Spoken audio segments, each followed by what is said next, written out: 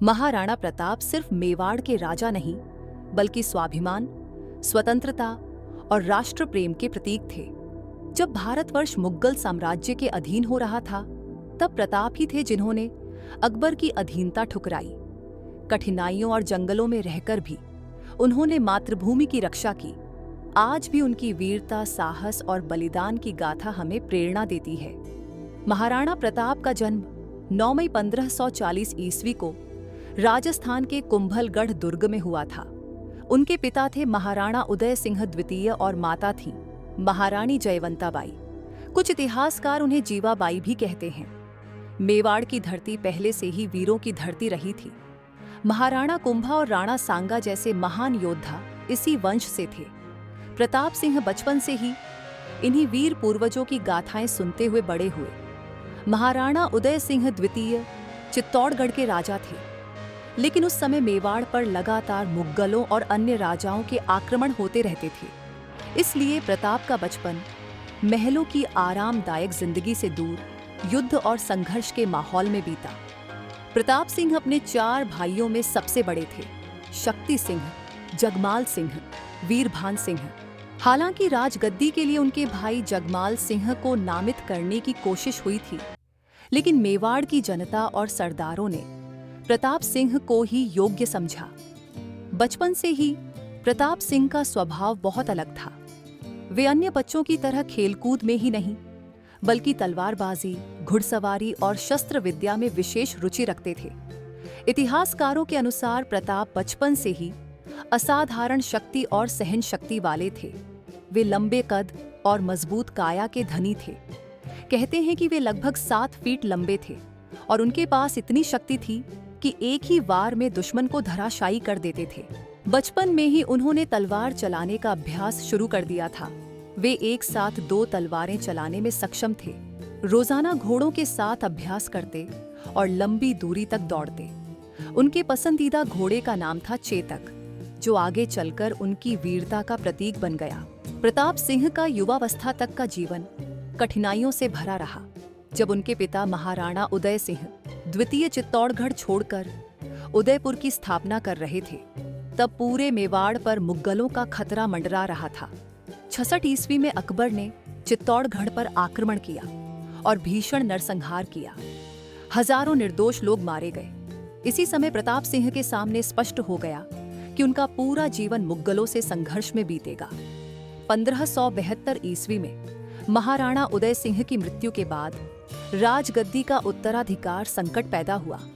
महाराणा उदय सिंह अपने छोटे बेटे जगमाल सिंह को उत्तराधिकारी बनाना चाहते थे, लेकिन मेवाड़ के सामंतों और सरदारों ने यह निर्णय स्वीकार नहीं किया। अकबर ने देखा कि प्रताप सिंह किसी भी तरह समझौता नहीं करेंगे। तब उसने मेवाड़ को दबाने के लिए युद्ध का निर्णय लिया। युद्ध से पहले महाराणा प्रताप ने अपनी सेना को संबोधित करते हुए कहा, आज हम केवल अपने राज्य के लिए नहीं, बल्कि पूरे भारत की स्वतंत्रता के लिए लड़ रहे हैं। अगर हम झुक गए तो आने वाली पीढ़ियां गुलामी में जिएंगी, लेकिन अगर हम डटे रहे तो हमारा नाम इतिहास में अमर होगा। 1576 में हल्दी घाटी में महाराणा प्रताप और मुगल बादशाह अकबर के बीच युद्ध हुआ।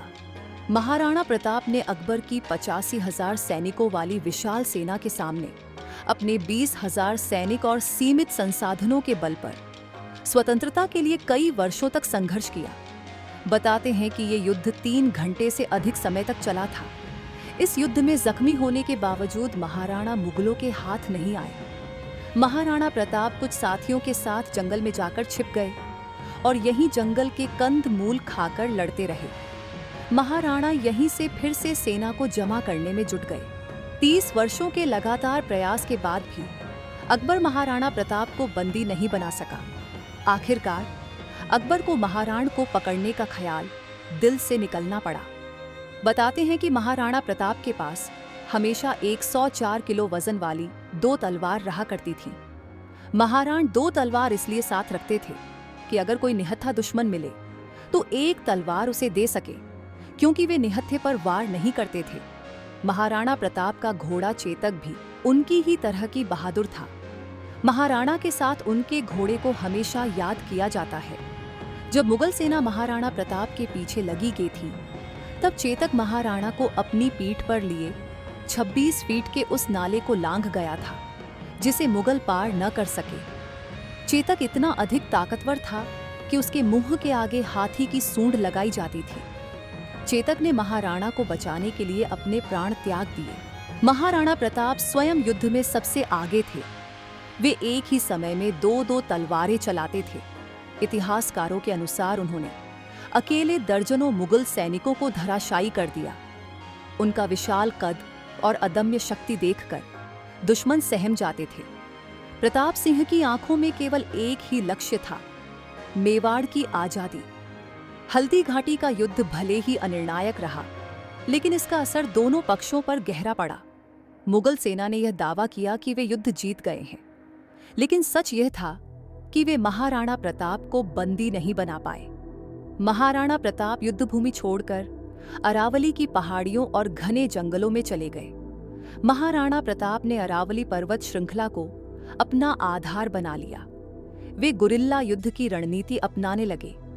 गुरिल्ला युद्ध का अर्थ है दुश्मन पर सीधे हमला करने के बजाय अचानक छापामार हमला करना।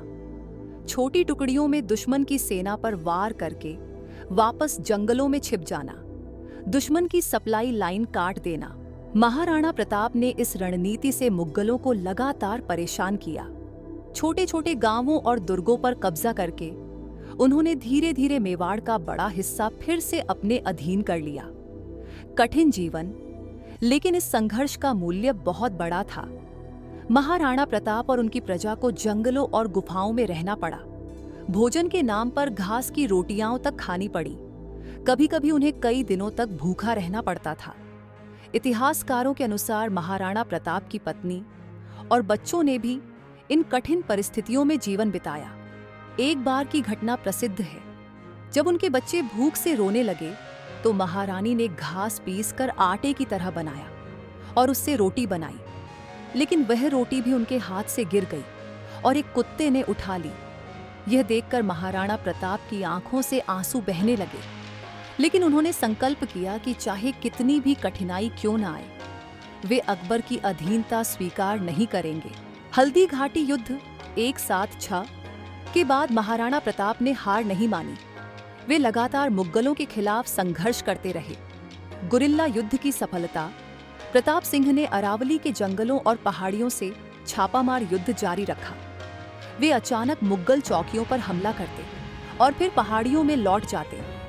इस रणनीति ने मुगल सेनाओं को थका दिया। धीरे धीरे वे मेवाड़ के कई हिस्सों को फिर से जीतने लगे। मेवाड़ का पुनर्निर्माण, भामाशाह की आर्थिक सहायता और प्रजा की वफादारी ने उन्हें नई ऊर्जा दी। उन्होंने चित्तौड़गढ़ को छोड़कर मेवाड़ के अन्य हिस्सों को पुनः अपने अधीन कर लिया। उदयपुर, गोगुंदा, कोल, चावंड आदि क्षेत्रों पर उनका नियंत्रण स्थापित हुआ। 1582 में उन्होंने दीवेर का युद्ध लड़ा, जिसमें मुगलों को निर्णायक पराजय मिली। इतिहासकारों ने दीवेर की विजय को हल्दी घाटी का बदला कहा है। इस विजय के बाद अकबर को यह समझ आ गया कि महाराणा प्रताप को झुकाना असंभव है। लगातार संघर्षों और कठिन जीवन ने महाराणा प्रताप के स्वास्थ्य पर गहरा असर डाला। 19 जनवरी 36 को छावंड नामक स्थान पर उनका निधन हो गया। उस समय उनकी आयु 56 वर्ष थी। महाराणा प्रताप ने अपने अंतिम समय में भी यही कहा था, मैंने अपना जीवन मातृभूमि की स्वतंत्रता के लिए समर्पित कर दिया। यदि मेरा पुत्र और प्रजा इस संघर्ष को आगे बढ़ाते हैं तो मेरा जीवन सफल होगा। उनकी मृत्यु के बाद उनके पुत्र अमर सिंह ने गद्दी संभाली। हालांकि अमर सिंह ने आगे चलकर अकबर के पुत्र जहांगीर से संधि कर ली, लेकिन महाराणा प्रताप की दृढ़ता और संघर्ष ने उन्हें इतिहास में अमर बना दिया। महाराणा प्रताप का जीवन भारतीय इतिहास का अमूल्य अध्याय है। वे अकेले ऐसे राजा थे जिन्होंने मुगल बादशाह अकबर की अधीनता स्वीकार नहीं की। उनका जीवन संदेश देता है कि सम्मान के साथ जीना ही सच्चा जीवन है। उन्होंने अपनी प्रजा के सुख दुख में भाग लिया, विलासिता छोड़कर कठिन परिस्थितियों में भी जनता के साथ रहे। आज भी जब वीरता और देशभक्ति की बात होती है तो महाराणा प्रताप का नाम सबसे पहले लिया जाता है। अगर आपको यह कहानी पसंद आई हो तो इसे लाइक जरूर करें। अपने विचार हमें कमेंट करके बताइए।